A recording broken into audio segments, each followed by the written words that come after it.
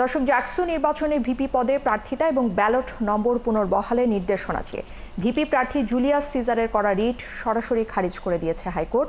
আজ বিচারপতি মুজিবুর রহমান এবং বিচারপতি বিশ্বজিৎ দেবনাথের হাইকোর্ট বেঞ্চ জুলিয়াস সিজারের এই রিট খারিজ করেন। এছাড়া জাহাঙ্গীরনগর বিশ্ববিদ্যালয় কেন্দ্রীয় ছাত্র সংসদ নির্বাচন স্থগিত চেয়ে হাইকোর্টে এরই মধ্যে রিট করা হয়েছে, যেটা আপনাদেরকে জানাচ্ছিলাম। এ বিষয়ে আরও খবর নিয়ে আদালত থেকে এই মুহূর্তে আমাদের সাথে যুক্ত হচ্ছেন সৈকত সাদিক। সৈকত, একটু জানাবেন যে এই যে ভিপি প্রার্থী জুলিয়াস সিজার যে রিট করেছেন তা সরাসরি কিন্তু এরই মধ্যে খারিজ করে দিয়েছেন আদালত, যেটা আমরা জানাচ্ছিলাম। ঠিক কী কারণে এটা খারিজ করে দেওয়া হলো, আর নির্বাচন স্থগিত চেয়ে রিট করার ব্যাপারে একটু যদি বিস্তারিত আমাদেরকে জানাতেন। ইশরাত, জুলিয়াস সিজার আপনি জানেন যে আগামীকাল যে ঢাকা বিশ্ববিদ্যালয় কেন্দ্রীয় ছাত্র সংসদ ডাকসু নির্বাচনের ভিপি প্রার্থী ছিলেন, তার বিরুদ্ধে যেসব অভিযোগ ছিল যে তিনি নিষিদ্ধ ছাত্র সংগঠন ছাত্রলীগের একজন সদস্য ছিলেন এবং ওই সময় তিনি শিক্ষার্থীদের নির্যাতনের অভিযোগ, এইসব অভিযোগ এনে ডাকসু নির্বাচনে যারা কর্তৃপক্ষ, নির্বাচনের কমিশন যারা দায়িত্ব পালন করছেন, তারা তার ভোটার তালিকা থেকে তাকে বাদ দিয়েছেন এবং তার প্রার্থিতাও বাতিল করেছেন।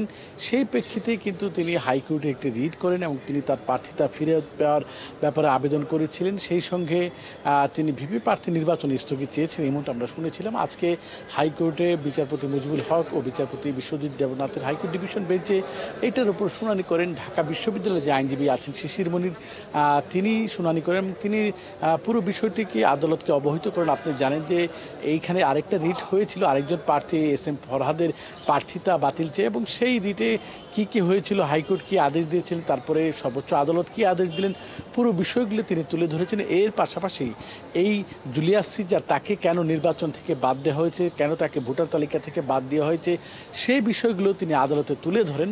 এবং জুলিয়াস সিজারের পক্ষে আইনজীবী ছিলেন আবুল হোসেন, তিনি বলেছেন যে জুলিয়াস সিজারকে না জানিয়ে এসব করা হয়েছে এবং সিদ্ধান্ত নেওয়ার পরে তাকে ডাকা হয়েছে। সবশেষে আদালত দুই পক্ষের শুনানির পরেই কিন্তু সরাসরি এই রিটটি খারিজ করে দেন। তবে শিশির মনির জানিয়েছেন যে এই নির্বাচনে কালকে আর কোনো বাধা নেই, কালকে যথাসময়ে ভোট গ্রহণ হবে ডাকসু নির্বাচনে।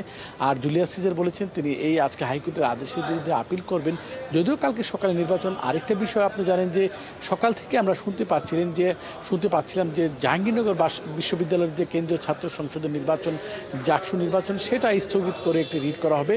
তবে আমরা যতটুকু জানতে পেরেছি বা দুপুরে আইনজীবী জানিয়েছেন যে রিট একটা করা হয়েছে, সেই রিট একজন ভিপি প্রার্থী অমর্ত্য রায়, তার পক্ষে তার প্রার্থিতাও যেহেতু বাতিল করা হয়েছে, তার প্রার্থিতা যাতে ফিরে পান সেই ফেরত পাওয়ার ব্যাপারে তিনি একটি রিট করেছেন হাইকোর্টের সংশ্লিষ্ট শাখায়।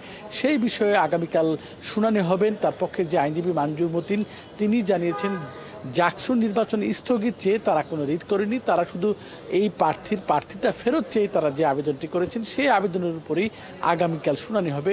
সব মিলে জাকসু নির্বাচন এবং জাকসু নির্বাচনের যে দুটি রিটের ব্যাপারে আমার কাছে তথ্য ছিল, এটাই হচ্ছে এখানকার সর্বশেষ তথ্য।